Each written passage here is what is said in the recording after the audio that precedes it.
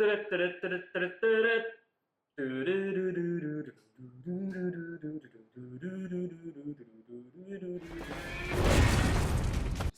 Far Cry 6 is the goofiest that Far Cry has ever been. Not counting Blood Dragon, of course, because, you know, that wants it to be goofy from the start. Seriously, I've always avoided the Far Cry series because I was considered to have no one hooks. You know, it's a fairly realistic game. The guns are pretty much toned down. Not so much the case with Far Cry 6, which is, one might be able to say, a Far Cry from its predecessors.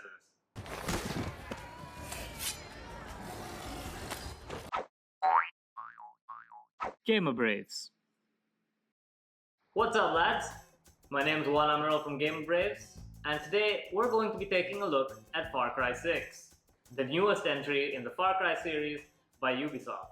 Now, admittedly, I've never been much of a Far Cry fan, mostly because I thought the games took themselves a bit too seriously, with the kind of serious villains and all that stuff. However, that kind of changed with Far Cry 6.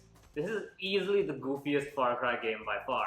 Not in the sense that it's trying to be funny, but in the sense that the things you can do in this game are ridiculous. Imagine my surprise when I start up Far Cry 6 and suddenly I'm doing air dashes like it's Doom Eternal,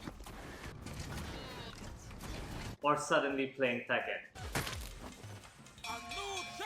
And don't worry, we'll get into that. You play as Danny Rojas, an unwilling freedom fighter working with Libertad, a group of idealistic heroes as well as war criminals in hiding to fight Anton Castillo and his regime of super tobacco. Now, you do this by doing the usual Ubisoft the game stuff of clearing out bases, looking for treasure, hunting your millions and millions of collectibles. You get the gist of it by now. I wouldn't really call the story narrative peak. Giancarlo Esposito is of course great as Anton Castillo, but it's not like this story is really going to do the whole Bioshock thing that makes a million people write articles about how it changed the gaming narrative. What? Run. Instead, it uses the story as more of a justification, because you do a lot of murder in this game, and Giancarlo Esposito is so good at making you think these guys had it coming. Seriously though, I don't know what Castillo's plan is, because apparently he's just blown the entire Yaren budget on tanks, infantrymen with rocket launchers, as well as anti-aircraft guns, and he's hoping the super tobacco will somehow pay for all of that. Like any other Far Cry game, that's not really important.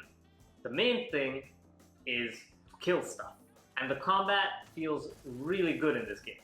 Now, I've always thought, with my limited Far Cry knowledge, that Far Cry was a more stealth-based game, especially because of how much importance Tree put on the bow, which, you know, every other game that came out at that time did as well.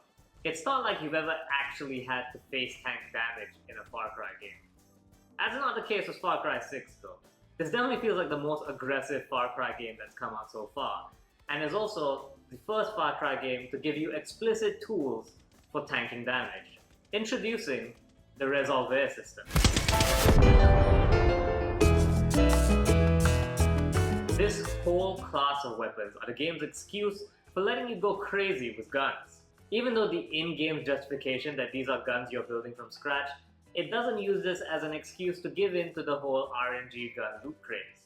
Instead, each Resolver weapon is specifically designed to do a specific thing. The game uses the Resolver weapons as a way to put guns that you wouldn't typically put in a Far Cry game, such as the flamethrower El Tostador, which we have a nice model of right here, as well as my favorite El Muro, which turns you into a Yaren Space Marine as you charge forwards with a shield and gun. Seriously, just aim down the sights to have the shield up in front of you, then start blasting away at people for not respecting your social distancing. It's easily one of the best weapons in the game if you abhor cover like I do. That's not all though. We also need to talk about the Supremos in this game, which give Danny an ult. Now, admittedly, when I first saw the game describing this, I kind of rolled my eyes. After all, lots of games have ults now, and it just seemed like it was hopping on the trend. Then you hit the ult button, and the first Supremo that you get does what can only be described as a Macross missile massacre on a gate, killing everyone. That's when I fell in love. So there's a lot of different Supremos, each of one suits a different playstyle. Now you really want to make sure that you're picking the right Supremo for every single situation because it's a delicate bat. Oh my god, that's an air dash. Never mind, I found the best Supremo in the game. Oh what? It lights things on fire? Lovely. Seriously, as much as I hate ults being in the game, this has still made the Supremos incredibly fun to use. I can get the critique that Far Cry 6 is definitely way more popcorn than previous Far Cry titles, with a lot of moments that are just meant to make you look like a YouTuber doing a reaction face. However, as someone with no attachment to prior Far Cry, guess what? Blowing stuff up is fun. I like it when the game lets me blow stuff up. This game also has more vehicles that you can control, unlike in previous Far Cry games. You want to pilot a tank?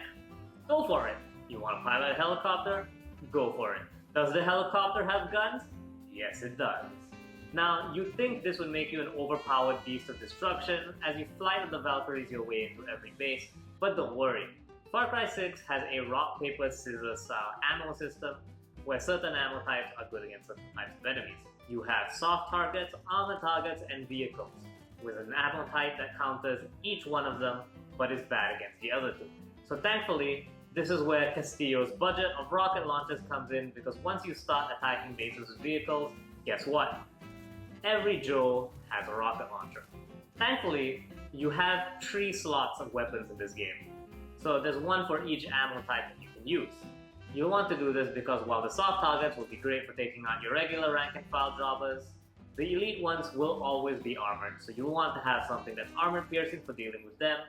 And if you let your GTA style heat rank go up too high, attack choppers start showing up, and you'll want blast rounds to deal with them.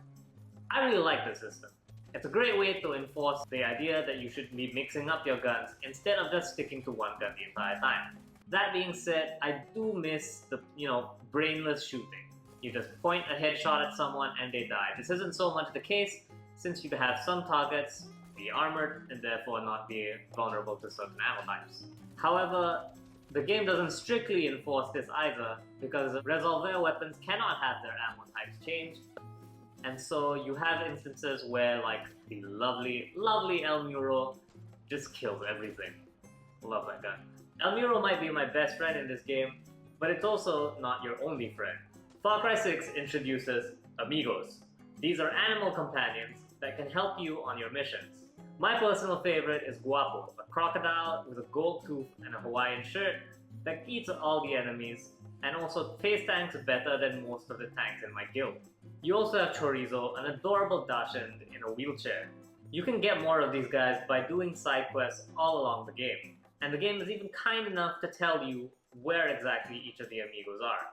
My one gripe with them is that sometimes they will disappear, like when you go into a cutscene or something, and it's not exactly the easiest thing to call them back since you have to open a menu and flip through the pages.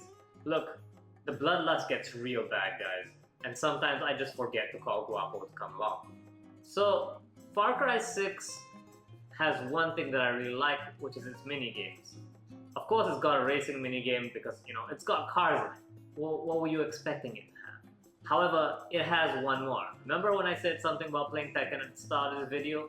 Yeah, you play Tekken in this game. I'm not even kidding, look at his UI. That is literally just Tekken. You even have a rage art. You collect roosters to do the cockfighting minigame as one of the many collectibles. Each one unlocks a new slot in the roster, and then you just take it to the ring and fight for money. It's really addictive too. It's not exactly a full-on fighting game, but it's good enough that some of us here may have lost all our pesos trying to defeat Heihachi but a chicken. For as much fun as the game is though, I still have my gripes with it. For one, while I'm glad it didn't go full RPG, it also didn't really steer too far out from the Ubisoft school of game design, and there's a lot of stuff to do that just doesn't feel as important, like the hunting. You need it to get upgrade materials, of course, but what's the connection between killing a fish and getting a new gun? There isn't one. The other thing, I don't really care much for any non-tank vehicles in the game, because driving isn't particularly great. The map's so huge that it takes forever to get from one place to another, and the fact that you're locked into a first-person perspective instead of a third person means that if you're vulnerable to motion sickness, your best selection is to just mark the area on your waypoint and then let it auto-drive the rest of the way. Of course, while this is convenient, it's not exactly great for a game because now I've gone back into the real world where I check my phone for things like emails and getting ghosted on Tinder. I'm sure there's some good reasons for locking the driving to first person, but right now the only one I can think of is let's make one as motion sick as possible. That being said, the shift to the more RPG-like system does really tickle my fancy with the gear system. Instead of having a bunch of useless gear using the Diablo-style loot colors, Far Cry 6 instead has preset gear that you have to find all around the island. These all have really good skills, like automatically putting out fire or reducing incoming damage. The only thing I wish is that they would tell you when a quest was going to give you gear before you accepted it. Because right now, unless you're going around doing every single side quest in the game, you don't really have a way to look for more gear. You just kind of find it. It is entirely possible to just not have more gear. Is Far Cry 6 the best Far Cry game? Depends on who's asking. While some may worry that it's a bit too popcorny, it's not like stealth is entirely gone from the game. Heck, there are some enemies that actually are easier to deal with backstabs than even engagement, even if you do have armor-piercing rounds. That being said, I kind of like the way they've shifted the RPG system, because instead of going full power levels and gear scores like Valhalla did, all the gear is still meaningful. It doesn't drown you in the gear. It's just about figuring out how you want to play and getting the items that do exist and are not randomly generated to suit that playstyle. Far Cry 6 gets an 8 out of 10 from us. It's a lot of fun, and if you can only play one game this fall season, it'll definitely be something to sink your teeth into. However, if you're planning to play any of the other multitude of games coming out before the year ends, you may also feel that fatigue of just the amount of time this game will ask of you as you go up and down asking every Yaren where a good pair of pants are, or getting defeated by Heihachi for the chicken. Is Far Cry 6 your most anticipated game of the year? Let us know in the comments below. And don't forget to subscribe to the channel if you want more gaming videos like this. This has been Juan Emerald from Game Braves, and take care guys.